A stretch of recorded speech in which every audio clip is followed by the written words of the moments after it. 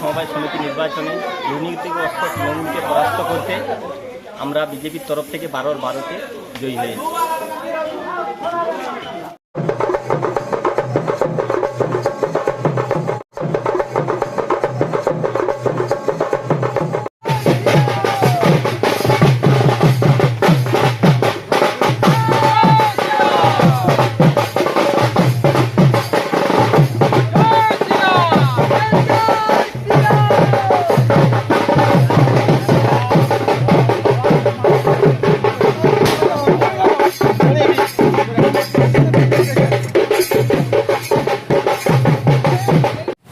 মির্জাপুর সমবায় কৃষি উন্নয়ন সমিতি লিমিটেডের আজকে নির্বাচন ছিল।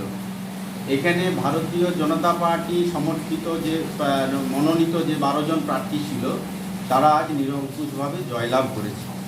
আমরা বারবার বলে এসেছি যে পশ্চিমবঙ্গের মানুষ তথা তমলুকবাসী একেবারে পরিকল্পনা করে নিয়েছেন যে আগামী দিনে এই দলটাকে পুরো সাইনবোর্ডে পরিণত করবে।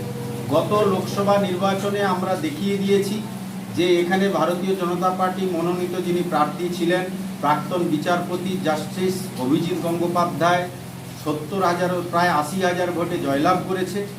আজকের এই ছোট্ট নির্বাচন সমবায় সমিতির নির্বাচনে সেখানকার মানুষ আরও পরিষ্কারভাবে জানান দিয়ে দিল যে পশ্চিমবঙ্গের মাটি আর তৃণমূলের জন্য নয়, চুরিচামারির জন্য নয়, দুর্নীতির জন্য নয়, এখানকার মানুষ পরিত্রাণ চাইছে।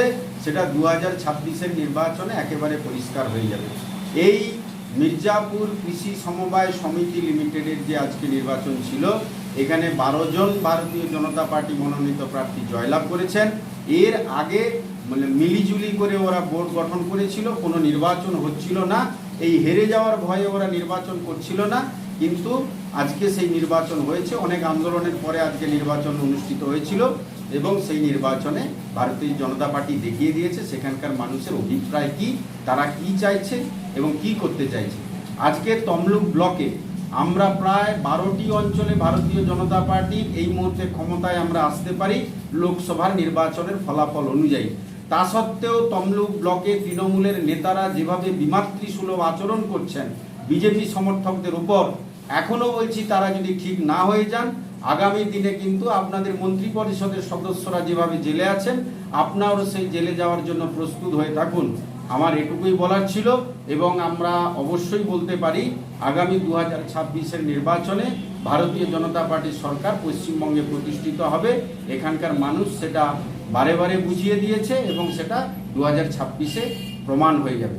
আমি আশিস মণ্ডল, সহসভাপতি ভারতীয় জনতা পার্টি তমলুক সাংগঠনিক জেলা এবং বিরোধী দলনেতা তমলুক পঞ্চায়েত সমিতি।